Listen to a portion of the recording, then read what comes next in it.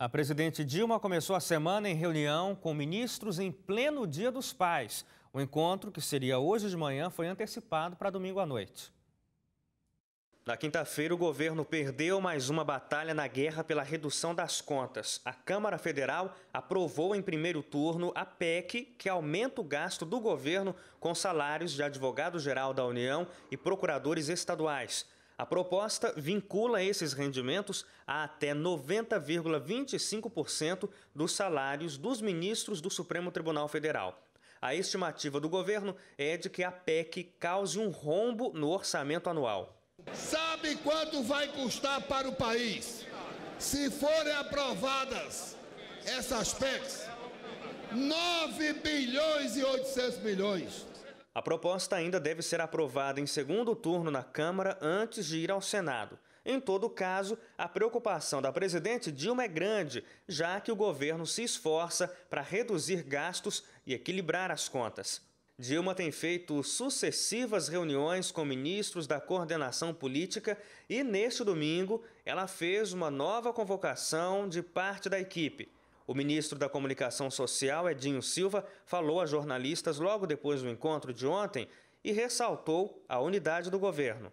O sentimento majoritário é o sentimento que, em momento algum, nós vamos permitir que intrigas ou interpretações ou utilização política da própria base ou mesmo da oposição, que essas intrigas possam provocar ruídos ou dificultar a construção da governabilidade.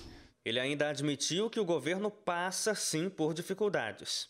Ninguém nega que nós estamos passando por dificuldades, mas essas dificuldades serão superadas para que o Brasil, num curto espaço de tempo, possa voltar a crescer, gerar empregos, distribuir renda, cumprir o programa que levou a presidenta Dilma à vitória eleitoral, uma vitória legítima e que é reconhecida por todas as lideranças dos partidos que compõem a base. O ministro também adiantou que Dilma deve ter encontros com a base para garantir mais apoio no Congresso. Durante essa semana, a presidenta Dilma vai receber os partidos da base, vai dialogar com os partidos da base, ouvindo os partidos, ouvindo as lideranças, com o objetivo de consolidar a base de apoio e, consequentemente, o ambiente de governabilidade.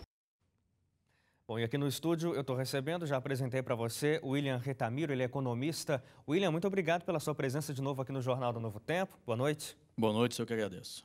William, bom, a gente tem acompanhado e cada vez que a gente fala sobre esse assunto, às vezes parece que a gente está batendo na mesma tecla, mas a economia, a gente tem acompanhado, não vai bem e é uma grande preocupação do governo, por isso a presidente Dilma tem feito essas reuniões sempre no âmbito do planejamento para tentar encontrar uma saída e manter o trem em cima dos trilhos funcionando. A expectativa, William, com essas reuniões, com os problemas que a gente encontra no Congresso em relação ao que o governo espera, cria tudo isso cria uma tensão que parece que a situação fica um pouco mais complicada cada vez mais para o governo. Exatamente. O governo está vivendo um momento no qual ele tem uma crise institucional. Ele precisa articular a base aliada, que está já fragmentada, alguns partidos já se descolaram, abandonaram a base, e agora cabe a reconstrução disto junto ao Senado, ou na pessoa do presidente do Senado, para poder tentar angariar o apoio necessário.